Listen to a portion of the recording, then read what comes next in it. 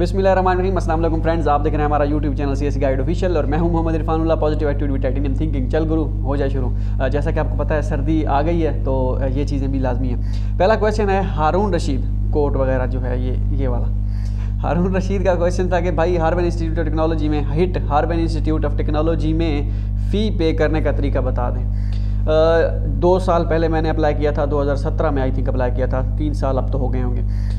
मेरा तो दोस्त था वहाँ पे, दोस्त का दोस्त था वहाँ पे, तो मैंने उसे यहाँ पे कर दी थी और उसने वहाँ पे कर दी थी। उसका दोस्त उस वक्त वहीं पे पढ़ रहा था। तो अब इसका एग्जैक्ट तरीकाकार क्या है ये तो मुझे नहीं पता, क्योंकि उनका जो था वहाँ पे उन्होंने फ़ीस दोस्त ने पे करा दी थी, मैंने यहाँ पे दे दी थी। मुझे अब एग्जैक्ट कैसे तरीका याद नहीं है कि अब कैसे पे करनी होती है बैंक के थ्रू, बड़ा मुश्किल होता है। आप ऐसा करें, कोई बंदा ढूंढें जो चाइना में आपके दोस्त का दोस्त या कोई रेफरेंस ढूंढें जो आपका वहाँ से पे करा दे, ठीक है, क्योंकि ये चीज़ें बड़ी मुश्किल होती हैं। ऐसे ही अब फेसबुक से कोई ना ढूंढ लीजिएगा, ये ना वो आपके पैसे जो है चट हो जाएँ सारे। तो इस भी चीज़ का ख्याल रखिएगा। अगर दोबारा कोई क्योंकि इसकी 30 या 31 दिसंबर जो है लास्ट डेट है, 31 अगर होती है तो 30 लास्ट डेट होगी, तो इससे पहले जो है अप्लाई कर दें तो बेहतर होगा, ठीक है। 3 कमेंट किए हुए थे, पता चल गया है भैया। अच्छा, नेक्स्ट जो है मोहम्मद बिलाल का क्वेश्चन है कि भाई जो नो क्रिमिनल सर्टिफिकेट रिकॉर्ड है इसके लिए वैलिडिटी की 6 मंथ होती है, इसकी वैलिडिटी 6 मंथ होती है, और ये कि मैं किस टाइम बनवाऊँ एप्लीकेशन के साथ अटैच करना होता है, और फिजिकल एग्जामिनेशन फॉर्म भी सेम है क्या करना चाहिए। बिल्कुल 6 महीने की इसकी होती है लिमिट, मीन के 180 दिन के बाद ये पुलिस क्लियरेंस सर्टिफिकेट और फिजिकल एग्जामिनेशन फॉर्म ये दोनों एक्सपायर हो जाते हैं, ठीक है। आपने अप्लाई जब कर लिया होता है उसके बाद एक्सपायर हो उसका कोई इशू नहीं, अप्लाई करने से पहले एक्सपायर नहीं होना चाहिए। लेकिन 2-3 महीने डेट अभी पड़ी हो आप ने अगर बनवाया है, हुआ है, पुराना है तो। लेकिन अब अगर आपने अप्लाई करना है तो अभी से जो जाके जो है अपना बनवा लें, कोई इशू नहीं है। अभी आज ही बनवा सकते हैं भैया, कोई इशू नहीं है, टेंशन भी नहीं है, अभी बनवा लें। अब आप बनवाएंगे तो आपका तकरीबन जुलाई में मई में जाके एक्सपायर हो जाएगा, तो तब तक तो एडमिशन भी क्लोज हो चुके होंगे। उसके बाद एक्सपायर हो जाए तो हो जाए, खैर है, ठीक है। इसके बाद है जी हीरा अकबर खान का क्वेश्चन, हैफे यूनिवर्सिटी एंड नन काई यूनिवर्सिटी की केमिस्ट्री के मेजर इंग्लिश में है या चाइनीज़ में, मुझे समझ नहीं आ रही, काइंडली हेल्प। जो मैंने फ़ाइंड किया था कि मेजर आप मेजर इस तरीके से फ़ाइंड कर सकती हैं या सकते हैं, तो उस हिसाब से आप देखिए। अगर आपका मेजर इंग्लिश में है तो इट मीन्स कि ये करा रही हैं ऑफ़र, ठीक है। नेक्स्ट वीडियो में अगर मुझे टाइम मिला या याद रहा तो कमेंट कर दीजिएगा कि आप इसका चेक करके बता दें कि किया है या नहीं, तो वो कमेंट जो है उससे पहले मैं आपका चेक भी कर दूंगा, ठीक है, कोई मसला नहीं। अच्छा, मशहूर का क्वेश्चन था भाई type A and type B में सेम अप्लाई कर सकते हैं एट द सेम टाइम? बिल्कुल कर सकते हैं, कोई इशू नहीं है। जनरल टीवी सर यूकास में आंसू और सीएस स्कॉलरशिप दोनों में अप्लाई कर सकते हैं, या हैं कोई के यूकास दोनों स्कॉलरशिप दे रही है? नहीं, इसमें आप आंसू स्कॉलरशिप के लिए या तो यूकास में अप्लाई करेंगे या यूएसटीसी में अप्लाई करेंगे, ठीक है। और ये जो आप कह रहे हैं कि यूकास में दोनों eight the same time CSC के लिए और यूकास स्कॉलरशिप के लिए या सीएससी के लिए या आंसू के लिए कर सकते हैं, बिल्कुल कर सकते हैं। मैं समझ रहा था कि आप पूछ रहे हैं कि यूकास और यूएसटीसी में आप दोनों एट द सेम टाइम आंसू के लिए कर सकते हैं, वैसा नहीं कर सकते।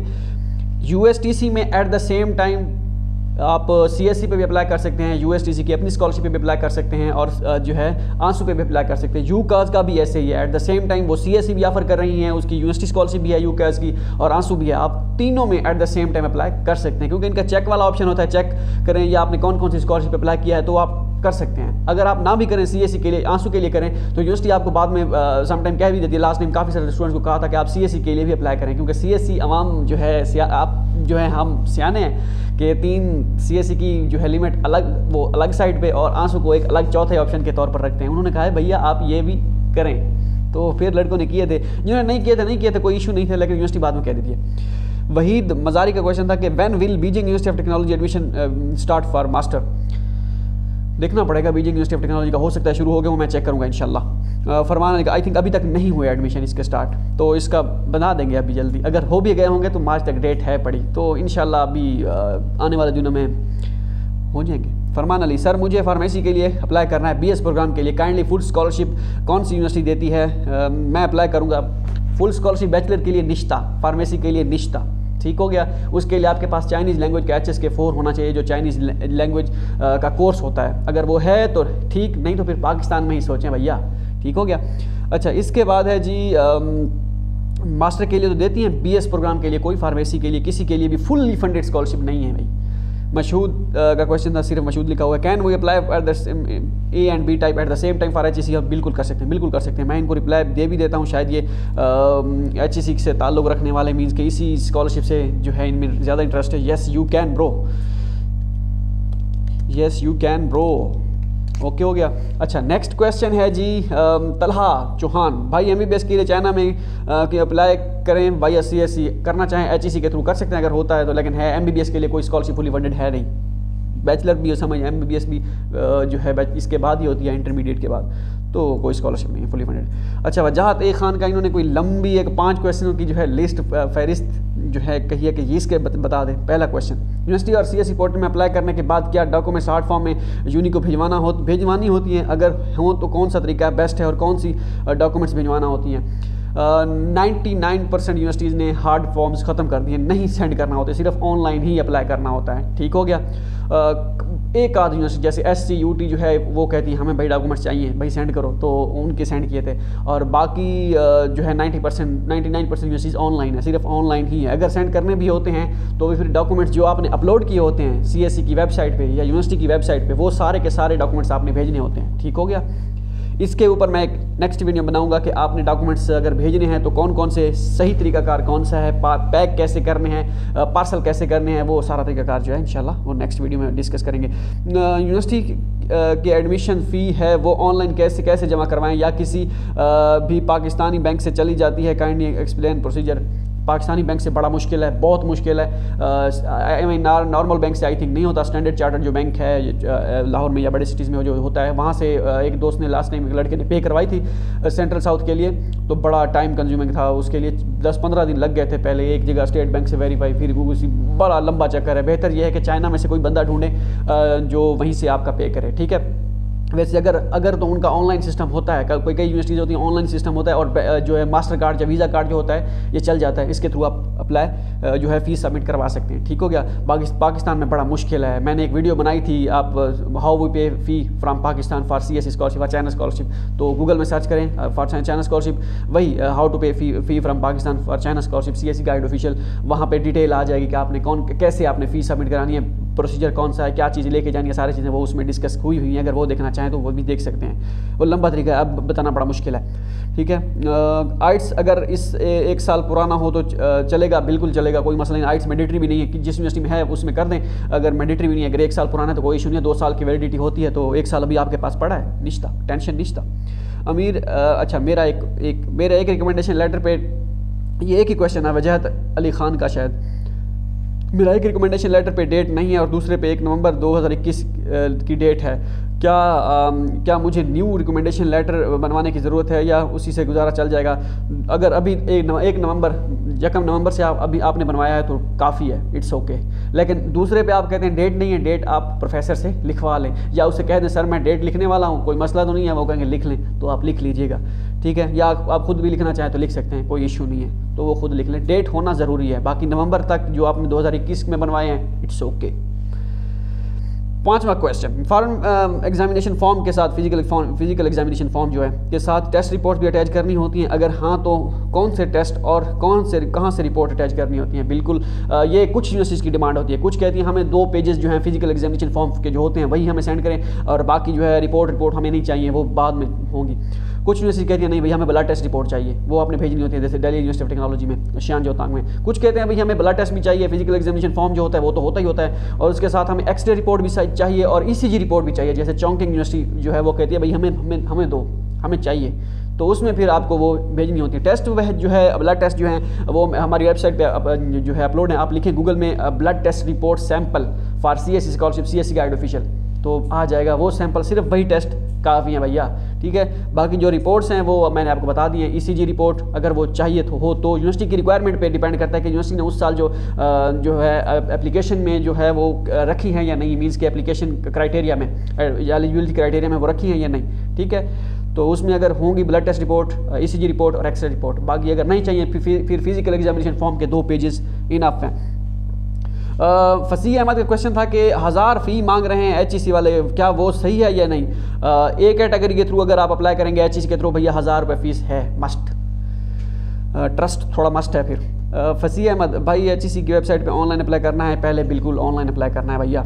Captain hero, highest degree certificate कहाँ से हासिल करें, कैसे हासिल करें? हाईएस्ट डिग्री सर्टिफिकेट मीन्स कि आपकी डिग्री, फाइनल डिग्री मीन्स कि आपने बैचलर अगर की है, BS किया है तो, या MSc 2 साल की BSc और 2 साल की MSc की है, तो उसकी डिग्री एक जो होती है वो आपको फाइनल जो है हाईएस्ट डिग्री सर्टिफिकेट वही होता है, उससे कहते हैं फाइनल डिग्री। या आपने MPhil किया हुआ है, PhD के लिए अप्लाई कर रहे हैं, तो आपकी फाइनल डिग्री बनेगी MPhil की जो डिग्री ट्रांसक्रिप्ट के जो एक मिलती है, और डिग्री कंप्लीट करने के बाद आपको एक फाइनल डिग्री जो मिलती है, हाईएस्ट डिप्लोमा उसे या हाईएस्ट डिग्री कहते हैं। वो अगर है तो ठीक है, नहीं तो प्रोविजनल सर्टिफिकेट बनवा लें, या फिर अगर आप पढ़ रहे हैं 7वें सेमेस्टर में हैं या MPhil के 3रे सेमेस्टर में, फिर आप होप सर्टिफिकेट बनवा लें। इन्फो 10 मिनट चैनल के था कि यू शुड टीच चाइनीज़, अच्छा जो गया ये हम इसके हमारे साथ चाइनीज लैंग्वेज का मेरे साथ कोई लेना देना नहीं है इतना।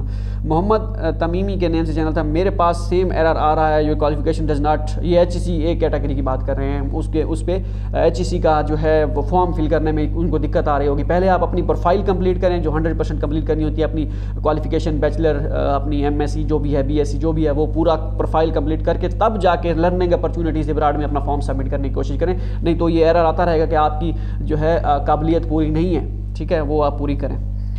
हीरा अकबर खान का क्वेश्चन था कि सेम नानकाई यूनिवर्सिटी में केमिस्ट्री नहीं करवा रहे, MS में काइंडली हेल्प कर दें, मुझे वहाँ नहीं मिल रहा केमिस्ट्री। ये आपका क्वेश्चन है, नेक्स्ट वीडियो में मुझे बताइएगा, मैं फाइंड करने की कोशिश करूँगा, अगर मुझे टाइम मिला तो मैं कर दूँगा।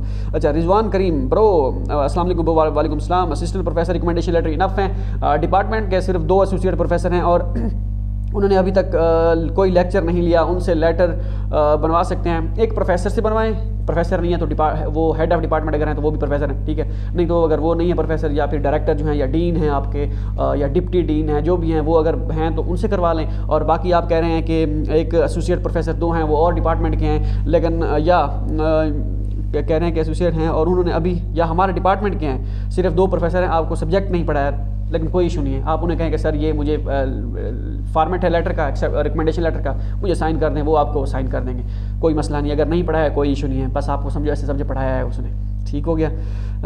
कोई 2-3 बातें उन्होंने सिखा दी हैं आपको कि भाई कोई भी जर्नल सी आप ऐसे समझे पढ़ाया है, जिसने एक लफ्ज़ पढ़ाया है वो आपका उस्ताद है, फरमान है ना, कॉल है, ठीक।